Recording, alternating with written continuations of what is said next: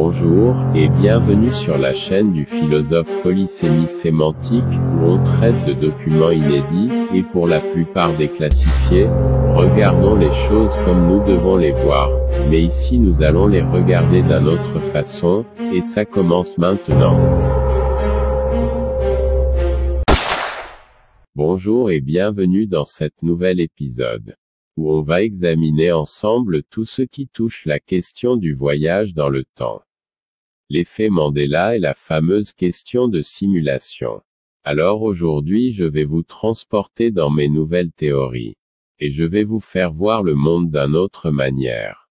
Et si on aurait cru voir les choses qui pourraient avoir eu un certain sens à un certain moment et que les gens auraient mal abordé certaines théories, non, je dirais plutôt sans le savoir aurait bien contribué à ces fameuses théories.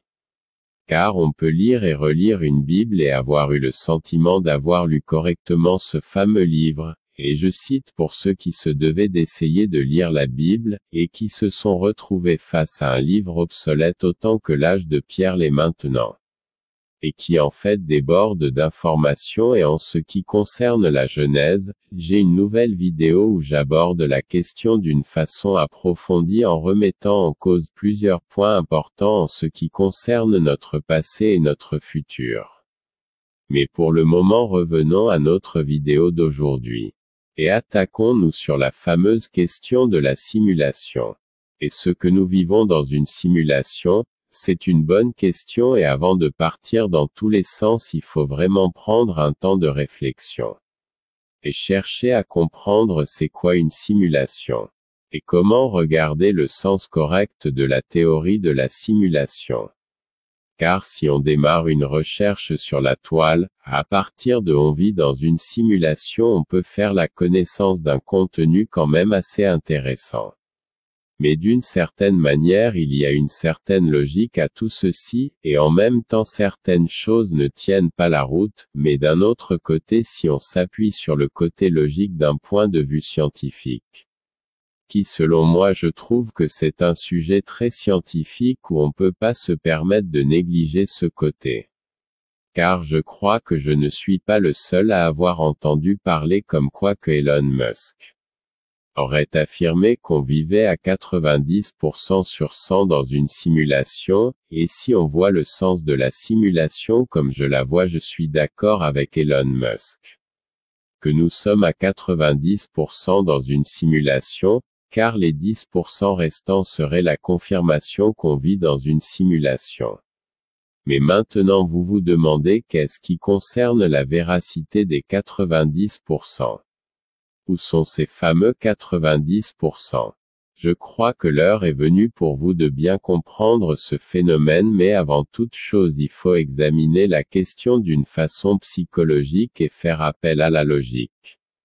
J'imagine qu'à un moment ou un autre vous devez avoir entendu parler du programme MKUltra, un programme d'expérimentation de la CIA. Pour ceux qui ignorent en quoi consiste le programme MKUltra. C'est prendre pleinement le contrôle d'un sujet. Pour être un peu plus clair, prenons l'exemple de l'assassinat de l'ancien président des États-Unis John F. Kennedy. Qui selon les dires celui qui a pris pour cible l'ancien président, disait avoir servi de cobaye dans un programme de contrôle sur son mental et sa personne au grand complet. Mais si on se penche sur ce cas on peut facilement l'associer à de la simulation. Car je sais pas si parmi vous, il y a des adeptes de jeux vidéo, j'imagine que oui, mais si c'est non ce n'est pas grave, on va finir par se comprendre. Pour rester dans le même cas qu'on a ici, prenons le jeu Hitman où on incarne un agent du nom de 47. Qui justement sa profession c'est d'assassiner des gens. Mais le rapport avec cette affaire c'est que pour abattre des cibles il faut tout d'abord pouvoir tenir la manette dans ses mains. Et une fois qu'on tient la manette dans nos mains on fait une expérience de simulation. Alors la situation ici est la même que dans le cas de l'assassinat de l'ancien président John F. Kennedy à un détail près. La seule différence c'est qu'on a passé d'une fausse simulation à une vraie simulation. Donc d'une certaine manière ce fameux programme MKUltra peut facilement nous amener à en faire l'utilisation de diverses façons. Prenons par exemple la psychose hallucinatoire chronique qui n'est pas une maladie ciblée par un docteur, mais serait plutôt pris en charge par un psychologue qui ne saurait quoi en faire à part prescrire des médicaments à ce genre de patients. Donc techniquement cette maladie mentale n'est absolument pas une maladie mentale car le projet MKUltra a fait ses preuves car si on peut contrôler un sujet on peut donc changer sa perception, alors on peut lui dire des choses voire même lui faire voir des choses. Alors on retrouve ici une forme de contrôle collectif parmi tant d'autres. Maintenant, pour mieux comprendre où je veux en venir avec tout cela, on va prendre pour exemple la série télévisée Westworld que j'attends avec impatience pour être honnête. Et avant de se lancer plus profond dans le sujet, sachez que ceci n'est qu'une théorie parmi tant d'autres et tant qu'une théorie se tient, on considère qu'elle reste à jour. Donc prenons la série télévisée Westworld comme je disais juste avant. J'imagine que si on pourrait pénétrer dans cet univers qui vend du rêve, on comprendrait vite que c'est une entreprise à but lucratif et que toute entreprise qui se respecte possède sa marque de commerce. Dites-moi, est-ce que vous vous avez déjà posé la question pourquoi qu'on retrouve un logo dans tout, et aussi une numérologie qui l'accompagne? Et je crois que vous avez déjà compris que je fais référence à la pyramide et l'œil. Imaginons que ce logo soit le logo d'une entreprise bien réelle quasiment comme Westworld. Et ce serait la raison pour laquelle qu'on aurait l'impression qu'on vit sur la gouverne d'une élite mondiale. Car comment on pourrait expliquer que deux acteurs de Hollywood auraient eu un accident de voiture dans des époques différentes, mais que la marque de voiture serait la même et les débris de la voiture seraient identiques? Et maintenant si j'ai pas réussi à vous convaincre, écoutez bien ce qui suit. Pour certains la crucifixion du Christ serait le jour où on aurait mis à mort un dieu ou un genre de demi-dieu. Et avec le temps toutes sortes de théories ont fait leur apparition concernant Jésus. Certains disaient qu'il était plus brillant qu'un autre, et d'autres disaient que c'était un genre de mouvement à la fois politique vu d'après notre vision des choses comme étant un mouvement religieux.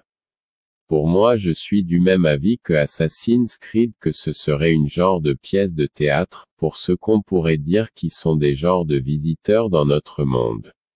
Aurait mis en place cette pièce de théâtre, car si on regarde la croix et qu'on la penche de côté on peut voir que tranquillement la croix devient un X. Et comme vous le savez la numérologie joue un rôle important dans notre monde et certains disent que le chiffre 4 est associé à un rituel satanique. Et maintenant revenons à la croix qui devient un X. Comme vous avez compris, pour l'élite la pyramide et l'œil jouent un rôle important.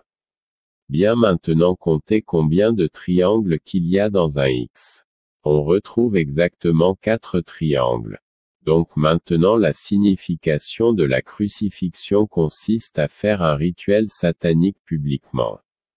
Car à l'époque quand Jésus a été mis sur la croix on désignait ceci comme une crucifixion, qui probablement s'est transformée par la désignation d'un chiffre 4.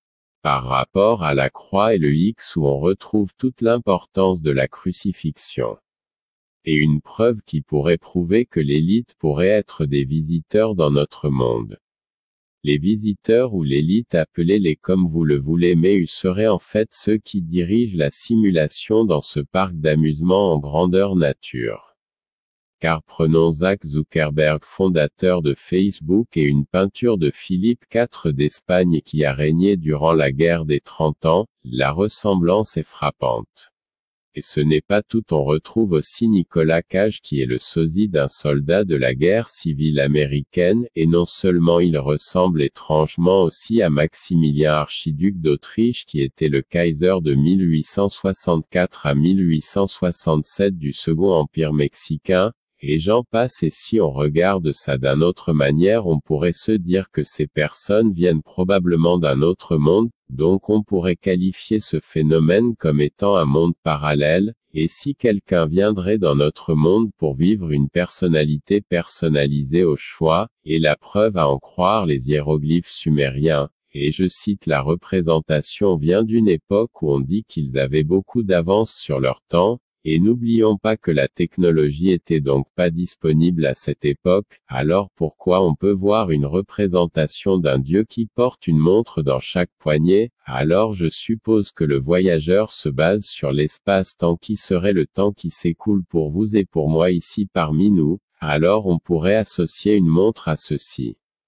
Et on retrouverait le temps qui s'écoule pour eux, dans le monde qu'ils avaient quitté et qui logiquement le temps continue de s'écouler pour eux aussi j'imagine, donc on retrouverait ici la deuxième montre, sur laquelle les voyageurs pourraient se baser.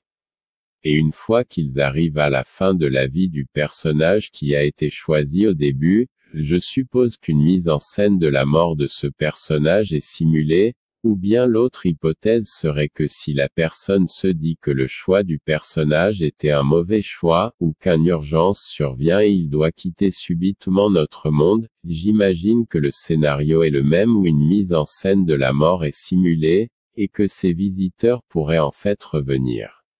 Imaginons que ceux qui ont créé le monde dans lequel on vit avaient fait certaines mises à jour importantes concernant notre monde, en fournissant des nouvelles options. Ils pourraient tout simplement pas annoncer dans les médias des renseignements qui seraient vus comme de la sécurité nationale, alors imaginons que pendant la guerre mondiale il devait avoir souvent des changements par rapport à ce qui se passait dans le monde, alors quelqu'un plaçait une autre personne comme lui un voyageur dans un poste clé comme le décryptage Enigma qui était en fait des messages destinés entre voyageurs ou des visiteurs si on veut.